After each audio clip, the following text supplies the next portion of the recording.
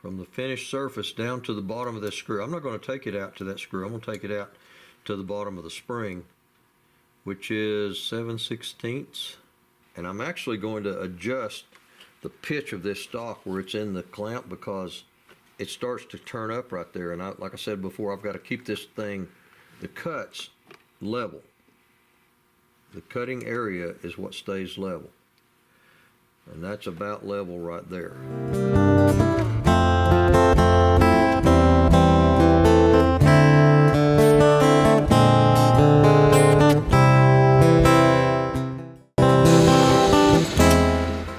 Alright, that's for that spring and the tapered portion. I need to cut out for the back of these sears. And that's all the way across, and about 1/8 of an inch lighter than where the, well, these aren't sears, these are the sears. These, whatever these are sticking down, it's the back of the trigger. It's an extension part of the trigger here. That's what the safety catches on and touches on that keeps the triggers from firing. So I need to extend that back about that far. And those go, probably they'll punch out this other hole here because it goes further than that. And they are only, see, those aren't near as wide as these springs.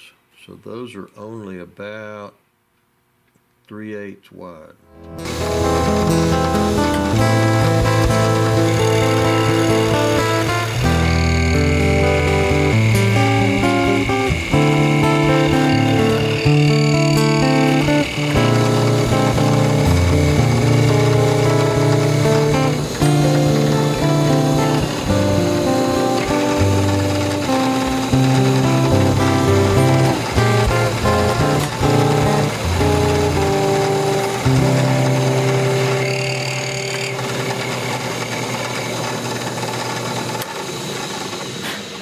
Okay, that's the back of the triggers.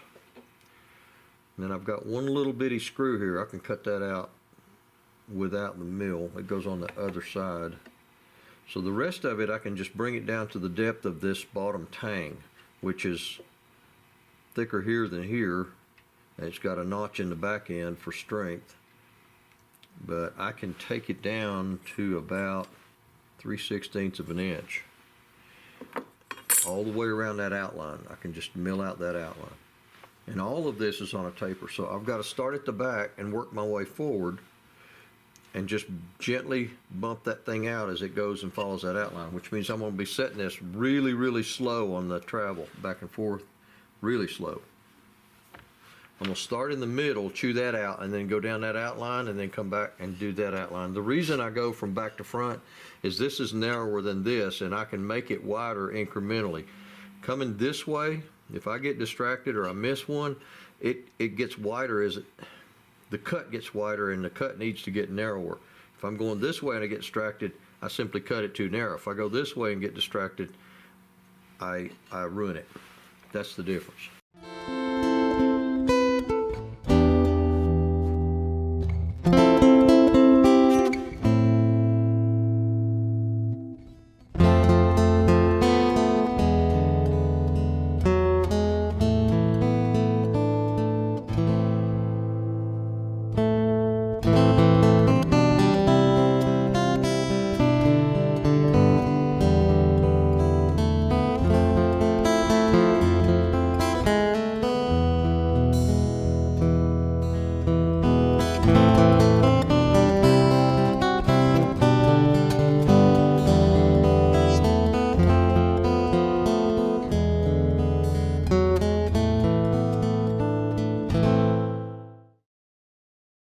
It took longer to mark this thing than it did to mill it.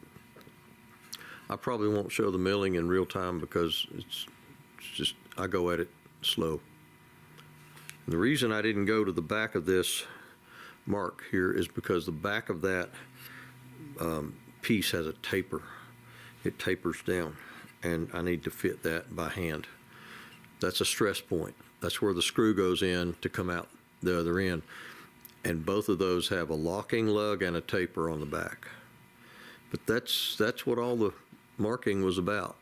And you can see how this this hole punched through to allow the triggers and the safety to contact each other and touch. They got to do that inside there. So now I got to hand fit it, get all those tapers lined up. I left my pencil marks. I tried to leave about half of it all the way around because that's just the way I go at things, kind of creep up on them slow and easy. The next thing I'm going to do is get rid of all these marks with the exception of this back one. I'm just going to kind of score it with a chisel so I don't lose it, but I'm going to sand all this, make it smoother, and get rid of these lines and create some more lines. I'm going to score that where I don't actually lose that mark because I want to keep that. I think what I am going to do though is keep these dimensions I wrote down. I'm just going to write them over here on the side because I will need those. This is 0.45. This is 0.610, and so forth and so on.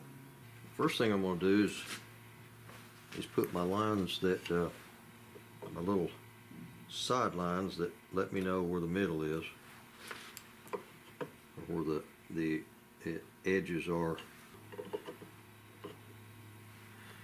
Alright, now that thing has got, it's rocking on something, so I've got to widen this gap. I'm going to turn this camera off and on and be checking in at different points, critical points, because you don't want to watch all this.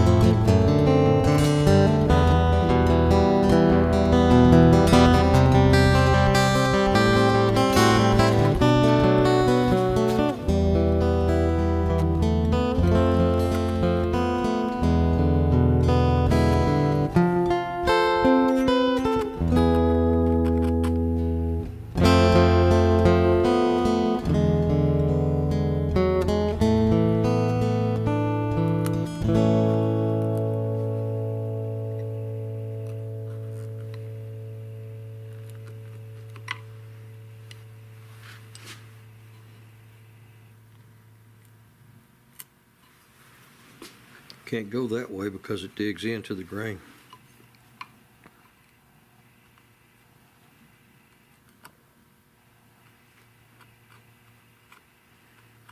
It's hard to go this way because my chisel is pointed down and I'm trying to cut it straight out. If it was easy, anybody could do it, right?